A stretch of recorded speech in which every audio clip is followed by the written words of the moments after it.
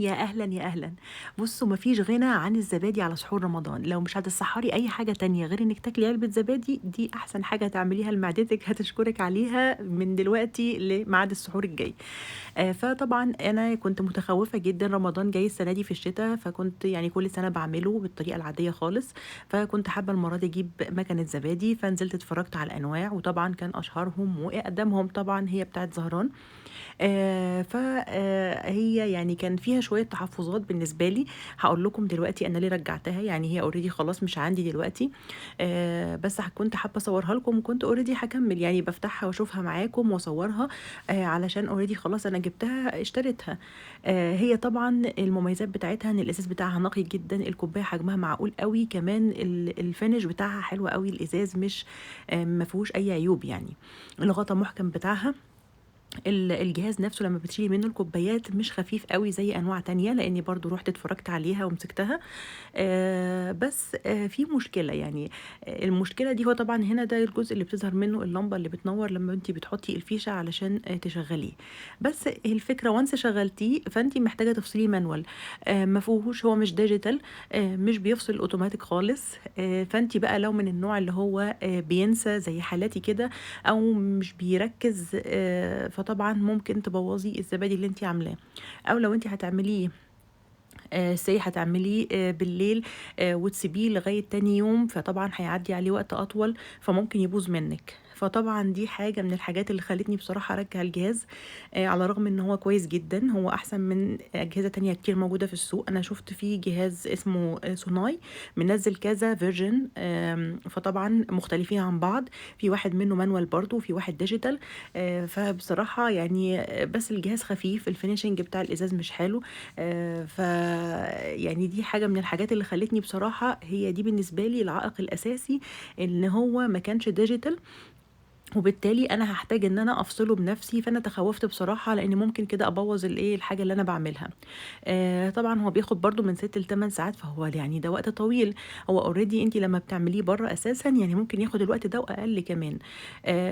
زي ما أنا هاوريكم دلوقتي أنا عملته يعني إيه، بطريقتين، جوّه البيت من غير ماكنة خالص، بالطريقة العادية، بس هي الفكرة إن إنِّك بتحتاجي لبن كامل الدسم، لو أنتِ جايبة لبن كامل الدسم من حد كويس وموثوق فيه بصراحة هيدّيكِ أحلى نتيجة. لو أنتِ مقلّقة شوية إنه ما يكونش كامل الدسم، التركة اللي هاقولها لِك إن أنتِ تزوّدي عليه لبن بودر، يعني هتزوّدي لو هو say لو كيلو هتزوّدي عليه نُص كوباية أو 3/4 كوباية من اللبن البودر، بصراحة هيدّيكِ نتيجة هايلة لو أنتِ قلقانة من اللبن. دي كده أول حاجة، الحاجة التانية بقى لو كنتِ بتحطّي علبة زبادي صغيّرة حاولي تخلّيها كبيرة، بجد هتفرق جدًا معاكِ في نتيجة وقوام الزبادي اللي بيطلع. طبعًا النقطة التالتة إن الزبادي أو اللبن اللي هتستعمليه يكون دافي، يعني بداية كده بداية الدفا بتاع أي سائل أنتِ بتسخّنيه، ده برضه بيضبط النتيجة أوي علشان يحصل التفاعل بتاع خميرة الزبادي. أنا هنا عملته بطريقتين. في جزء كده حبيت إن أنا أعمله بالفراولة، بتعمليه بقى بصوص فراولة، بتعمليه بالمربى، زي ما تحبي، وطريقة التسوية بقى نفسها أنا عملت الطريقة التقليدية خالص القديمة اللي إحنا يعني عارفينها، إن أنتِ بتحطيها بقى في بولات كده وتحطي مَيّة سخنة، بس المهم جدًا إن أنتِ حاجتين 2 مهمين في النقطة دي، إنِّك تكوني مغطية الوعاء اللي هتحطي فيه، وتكوني كمان مدفية المكان اللي هتسيبيه فيه، فلو هتسيبيه في الفرن بتكوني مدفية الفرن قبلها بشوية وتسيبيه يهدى شوية، والحاجة التانية إنِّك تكوني تغطي نفسها الصينية اللي أنتِ حاطاها فيه. الطريقة التانية بقى اللي أنا استعملت بيها النُص التاني إن أنا قُلت ليه لأ ما استعملش الair fryer طالما هي عندي، أنا عندي برنامج اللي هو بيشتغل على الهادي خالص على درجة حرارة 40، باشغّلها شوية ومش باسيبها بقى شغّالة على طول، لأ باشغّلها شوية واطفيها بحيث إن أنا أخلّيها تكون دافية وتدفّي الزبادي في أول ساعتين، طبعًا علشان إحنا يعني الجو يعتبر ساقعة اليومين دول. بصراحة النتيجة طلعت حلوة جدًا، يعني زي ما هاوريكم في الفيديو النتيجة طلعت تستاهل بجد. فقُلت ليه لأ، يعني أنا already كنت ليه رايحة أشتري مَكَنة وأنا already عندي إن أنا أقدر أستعمل هنا الair fryer هاستعملها كبديل طالما هي موجودة، وبرضه الحرارة فيها تعتبر معقولة. بُصّوا زي ما أنا غطيت كده الصينية، أو لو ما عندكيش صينية بغطا زي كده، حبيت برضه أوريكم إن أنتِ تقدري تلفيها بالstretch roll ده، ده بيحكم قوي يعني بيبقى عامل زي الغطاء المحكم كده عليها من كل الجوانب. بعد ما بتحطي المية السخنة بتقفلي عليها كويس جدا، وده بيحافظ على الحرارة لفترة كويسة على ما تشتغل خميرة الزبادي ويبتدي الزبادي يمسك معاكي. وتحطيه طبعا في الفرن عندك، تكوني مشغلاه من قبلها وسايبه الفرن دافي. بجد والله يعني اول ساعتين ثلاثة دي في عمايل الزبادي بتفرق قوي وبيطلع نتيجة هايلة. بصوا بقى كده، قولوا لي رأيكم ايه بقى في الكومنتات. شوفوا الزبادي طلع ازاي جميل ومتماسك وناعم، قوامه كمان كريمي قوي، يعني كأنك بتاكلي كريمة والله. يعني مع اني انا مش حاطه له حتى ولا معلقة سكر، وطلع طعمه مظبوط جدا. يعني لو انت عملتي الخطوات اللي قلنا عليها في الاول هيطلع معاكي مظبوط وحلو قوي. بجد والله لازم تجربوه من غير ولا استعملنا مكنة، ولا احتاجنا لحاجة بقى سواء ديجيتال او مانوال ولا الكلام ده. يعني الحمد لله على الرغم اننا في الشتاء، بس الحمد لله شويه الحاجات البسيطه دي قدرت معايا انها تنجح الزبادي. وخلاص حسيت ان انا خلاص كده يعني مش في حاجه للمكنه، وبالتالي عشان كده انا رجعتها واستغنيت عنها. بجد لازم تجربوه، اكتبوا لي رايكم في الكومنتات.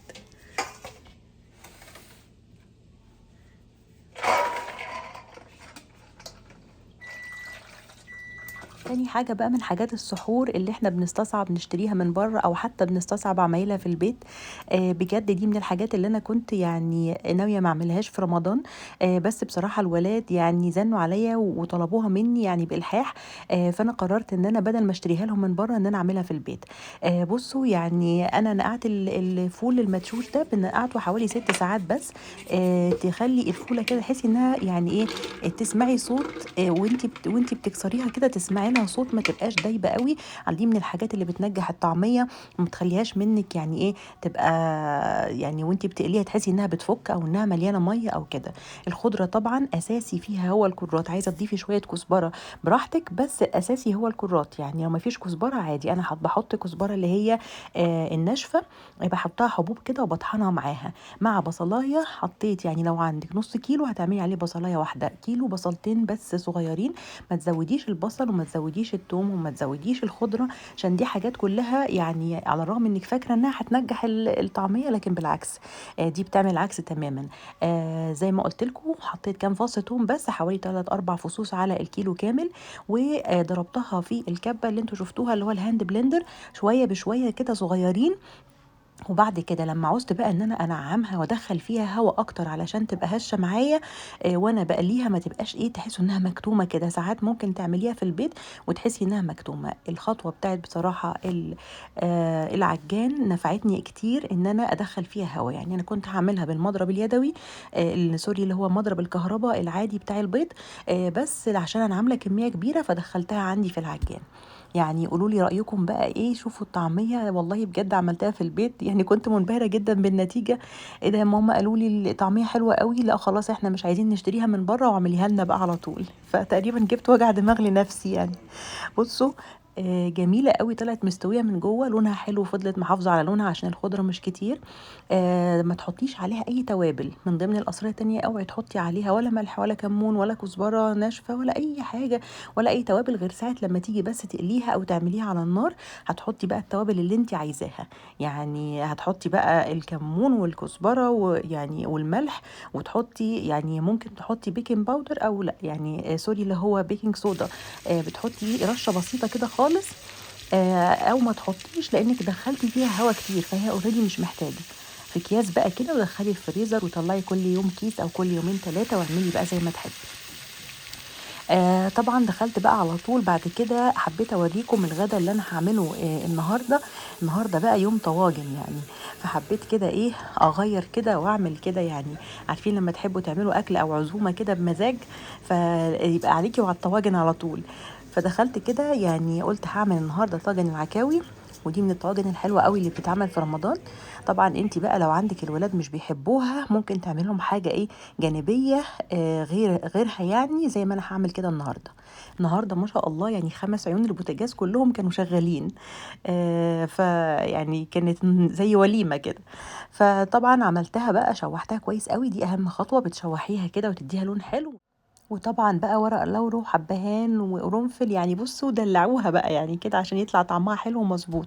طبعًا لسه هناخدها بقى في برام كده على الفرن، هنضبّط الدنيا دي، يعني كل ده حاطينها كده إيه تتبيلة للشوربة بتاعة الإيه العكاوي نفسها. ده الطاجن بقى كده حلو يكون حراري، هتحطي فيه بقى إيه الخلطة اللي إحنا قُلنا عليها كده من الخضار، وبمعلقة سمنة وتغطّيها كده لغاية ما تدبل معاكِ، وتقلّبيها كويس. المفروض بقى بعد كده إيه بُصّوا جمال اللون، يعني كانت خلصت يعني ما شاء الله الحمد لله، طلعت إيه مستوية وجميلة. اتأكدي إنها طبعًا استوت كويس. هي بصراحة ما بتغيبش في السوا أوي، هي الحيات اللي ناحية العضم دي تحسوا إنها ما بتغيبش أوي في السوا.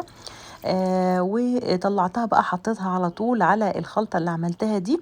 لو انت بتحبيها بقى مسبكة يعني كنت ايه حطي مع التوابل دي او الخضار ده حطي معاه شوية صلصة كده وسيبيها تتسبك. عايزاها خفيف كده هتعمليها زي ما انا عملتها بالشكل ده.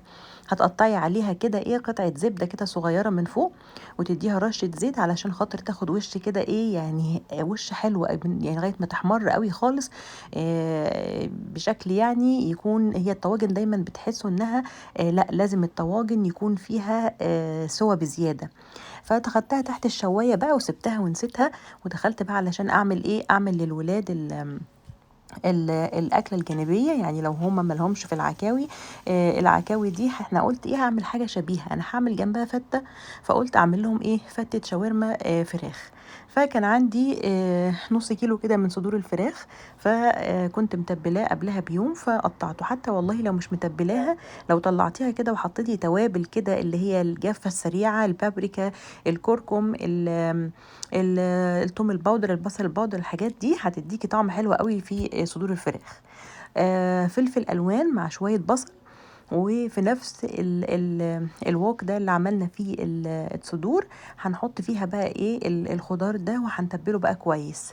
طبعا اساسي في الاكله دي ان انت تحطي زعتر وتحطي بقى البهارات بتاعه الفراخ، وطبعا تظبطي الملح والكلام ده. انتوا عارفين اصلا يعني هي الفتة الشاورما اللي هما بيبيعوها في المحلات السوري من الحاجات الحلوة قوي واللي الولاد بيقبلوا عليها. يعني هي عبارة عن طبقة، يعني ايه هما بيعملوا طبقة العيش المحمص مع الرز، وبيعملوا لها اللي هو الصوص اللي هو زي التومية كده. فانتي اعملي لها تومية، يعني حطي شوية عندك مايونيز على شوية زبادي مع شوية توم هتفرميهم، هيديكي صوص حلو قوي وشوية ماسترد كمان. انا خدت بقى العيش كده قطعته كده كيوبس، وبعدين حمرته في الاير فراير. وحطيت بقى ايه عندي ظبطت كده الرز ده كان عندي بايت من امبارح على فكرة، عملت شوية رز ابيض جديد وخلطت معاهم شوية الرز اللي كان بايت عندي، مفيش حاجة هتترمي عندنا اكيد يعني. وبعد كده بقى ايه حطيت عليه شويه من الصوص اللي انا قلت لكم عليه، صوص التوميه. وضفت بقى الايه الفراخ فوق الخلطه دي. بجد والله جربوها للولاد يعني بيحبوها قوي، ومن الحاجات الاكلات الحلوه والسريعه، واللي هي تعتبر الاكلات التيكاوي اللي كل الولاد بتحبها. تبقي عملتيها في البيت وما بتاخدش وقت خالص، حطيت لها كده اي تاتش كده اخضر بس وقدمتها، مفيش يعني احلى من كده. جيت بقى على طبق الفته اللي انا هعمله مع العكاوي، حطيت باقي العيش المحمص وبرده بقيه الرز البايت اللي عندنا عادي جدا، احنا ما بيهمناش يعني هناكل بايت مش هنرميه.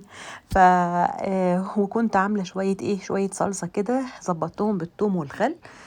وبعد كده حطيتها شويه تحت الشوايه، ودخلت قدمت بقى ايه طاجن العكاوي. بصراحة كانت من الاكلات الحلوة قوي، برضو من الافكار الحلوة لو انت عندك عزومة تقدري تقدميها، تبقي عملتي كده كذا صنف وما تعبتيش فيه. لما تعملي كذا صنف من نفس المكونات ما تحسيش باي تعب.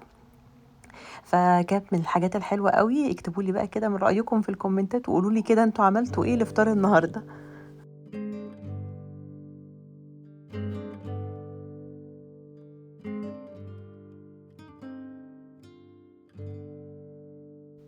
وزي ما شفتوا بقى كده كان عندي كيس فاضل من قبل رمضان من الفشار اللي انتوا بتعملوه بيبقى خاص بالميكروويف.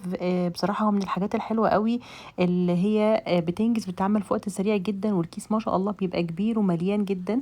يعني الكيس يبان ان هو صغير وما فيهوش كمية، لا لكن بالعكس لما بتعمليه بتحسي ان هو لا عمل كمية كبيرة قوي. فطلعته كده وايه وعملته للولاد. بما ان هو كان ايه كان اخر كيس فاضل عندي. من الحاجات اللذيذه برضو اللي لو انتوا حابين تجربوها هو فكره الفشار اللي بيتعمل كده في بيبقى مخصص للميكرويف بالذات.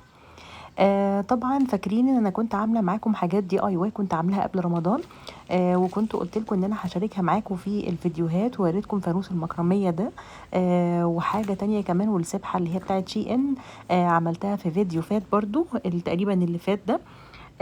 وكمان كان عندي الباسكت ده بُصّوا يعني تقريبًا كنت خلاص هارميه، هو باسكت قديم أوي عندي بقى له فترة، فما كانش له أي لازمة وأنا بارتّب كده الأدراج بتاعة المطبخ لمّا ضبّطت معاكم الأدراج ونظّمتها بالمنظمات الجديدة، فلقيت الطبق ده عندي وكنت هاتخلّص منه، بعدين إيه، جات لي فكرة إن أنا قُلت ليه لأ أعمل له إعادة تدوير وإن أنا أعمله زي عيّاشة وتكون خاصة بشكل إيه، أحُط عليه اللي هو القماش بتاع خيامية رمضان، فهيدّينا شكل حلو، وحتى لو حطيتيه كده كديكور في قلب المطبخ ما استعملتيهوش برضه هيبقى حلو جدًا، استعملتيه وحطيتِ فيه عيش يعني مش هيقول لأ. فعملته كده بشكل عشوائي بصراحة يعني ما ولا عملت مقاسات ولا قِست ولا حاجة، لأ عملته بشكل عشوائي كده بمسدس الشمع كل حاجة وحبيت أبطّنه، بس لو أنتِ ما عندكيش الفايبر ده عادي ممكن تعمليه من غير تبطينة يعني مش هتفرق خالص بصراحة. وطلّعت بقى أي شكل بقى تحطّيه للفريم، يعني كان عندي كذا شكل، ففي النهاية اخترت الشكل ده، يعني قولوا لي كده رأيكم إيه، هل هو يعني مناسب ليه؟ طبعًا هو معمول بشكل بسيط خالص، وفي النهاية غيّر من شكل الطبق، يعني قُلت ليه بدل ما يترمي فحطّيته كديكور، يعني حابة تستعمليه أو ما تستعمليهوش ممكن تحطّيه كديكور عادي. طبعًا أنتم عارفين بقى يعني لازم ما ينفعش اليوم يكمل كده من غير ما نعمل حاجة حلوة طبعًا، فلو أنتِ عندِك حاجة جاهزة ما عندكيش يعني هتقدري تعملي حاجة حلوة للولاد أو تحطّي فاكهة، والله بجد أحسن حاجة يعني. في أوقات بتيجي عليَّ مثلًا في رمضان بالذات باحس إن أنا لأ، يعني مش عايزة أعمل حاجة حلوة، الموضوع بيبقى ساعات مرهق بدنيًا، وساعات بتحسي كمان إن هو لأ، يعني كفاية بقى كده إيه، overdose من السكريات، فهتلاقي نفسِك بتروحي كده إيه، ناحية الفاكهة، يعني أحسن وأصح. لكن أنا النهارده كنت حابة أعمل صنف كنافة بصراحة، ما كنتش عملت الكنافة بقى لي كتير، باخدها كده أطلّعها من الفريزر زي ما هي وهي لسه مجمدة، والله بجد الطريقة دي أحسن طريقة تعملوا بيها الكنافة، يعني من الطرق الحلوة أوي اللي بتدّي نتيجة حلوة جدًا، لإنِّك لو قعدتِ تمسكي الكنافة بقى وتقعدي إيه، إن أنتِ تعمليها بإيديكِ كده برضه ما بتطلعش حلوة ونتيجتها مش أحسن حاجة، لكن لمّا بتفتفتيها كده في بتعمليها في أي food processor عندِك، فبتطلع تمام ومضبوطة، وبتحطي لها بقى زبدة، الزبدة already بتبقى صفرا، طب لو ما عندكيش زبدة صفرا ممكن تستعملي السمنة العادية خالص وتحطي لها عارفين أنتم اللون اللي هو اللون الأصفر بتاع يا إما تجيبي لون طعام صحي أو تجيبي اللون بتاع اللي هو الزعفران الأصفر ده، بيدّيها لون حلو أوي، بيطلّع نتيجتها كويسة جدًا لمّا تيجي تحمّريها في الفرن. طبعًا بتعملي بقى القشطة بتاعتِك من غير أي سُكّر خالص، أنا المرّة دي عملتها بصراحة بدقيق السميد، لكن ممكن تتعمل بالنشا عادي. وطبعًا بقى إيه، حطيت طبقة وطبقة، وكنت حريصة جدًا بقى في الطبقة اللي فوق دي، بس يعني ما تخلّيش القشطة اللي أنتِ بتعمليها دي تكون تقيلة، خلّيها نوعًا ما خفيفة شوية، لمّا تيجي تاكليها بجد هتلاقي اختلاف فظيع، هتلاقي كأنها كريمة كده وطرية وبتدوب في البُق، وحتى لمّا تقعد منِّك شوية مش هتلاقيها بتنشف وتشد كده، لأ، هتلاقيها جميلة. فمن الحاجات الحلوة أوي. عايزة تقرّبيها شوية لطعم الكنافة النابلسية، ممكن تحطّي معلقتين جبنة على القشطة اللي أنتِ بتعمليها، اللي هي جبنة كريمي بتكون من غير أي طعم خالص، بتكون سادة يعني، اللي هي بتاعة الكوبايات دي. بس حطيت عليها بقى السيرب كده من فوق وقلبتها وكان طعمها بصراحة جميل، يعني من الحاجات الحلوة أوي اللي ممكن تعمليها وتقدّميها في رمضان، أنا عملتها بكذا شكل، وإن شاء الله الفيديو الجاي هاشارك معاكم طريقة تانية بقى للكنافة اللي طالعة جديد بقى وقالبة الدنيا ديّة، يعني شوية يقولوا إيه قشطوطة وشوية يقولوا يعني مش عارفة في أسامي لأ قشطوطة دي السنة اللي فاتت في أسامي نازلة جديد أوي السنة دي، مش عارفة أسامي غريبة عجيبة بصراحة نازلة في المحلات. بس أنا حاولت أجرّب منهم حاجة كده بالمانجا وعملتها، بصراحة طلعت يعني حكاية، وأوفر كتير من إن أنتِ تشتريها من برّه، إن شاء الله هاشاركها معاكم في الفيديو الجاي بإذن الله، أتمنى الفيديو ده تكونوا انبسطتوا معايا، وتكونوا استفدتوا ولو بحاجة بسيطة، بجد سامحوني لو باتأخر في تنزيل الفيديوهات، أنتم عارفين رمضان وقد إيه الوقت بيكون فيه صعب، والوقت يعني اليوم بيجري فعلًا بسرعة جدًا يا بنات والله. فربنا يعيننا جميعًا ويبارك لنا في الوقت. وفي آخر الفيديو كده أنا حبيت إن أنا أعمل كوباية قهوة جنب طبق الكنافة الحلو اللي عملناه دوّة، يا ريت تجربوه طعمه حلو أوي. وأحلى حاجة تعمليها مع جنب طبق الحلويات هو إنِك تعملي كده كوباية قهوة إسبريسو، تركي، فرنساوي، زي ما تحبي، أي نوع قهوة بتحبيه. أنا حبيت أعمل قهوة إسبريسو لإنها بتبقى خفيفة بصراحة، ف باحبذها أكتر في رمضان من القهوة التركي أو القهوة بتاعتنا اللي إحنا بنعملها. دي بتبقى خفيفة كده وبتبقى دايمًا عندي موجودة كده في موجودة في الكاتل كده بتاعها سخنة وجاهزة تمام. ف باحب أشرب منها كده جنب الحاجة الحلوة. فيالّا لو ما كنتيش عملتِ حاجة اتشجعي واعملي حاجة ليكِ وللولاد. وما تنسوش إن شاء الله الفيديو الجاي نتقابل فيه مع بعض ودردشة من القلب. كل سنة وأنتم طيبين.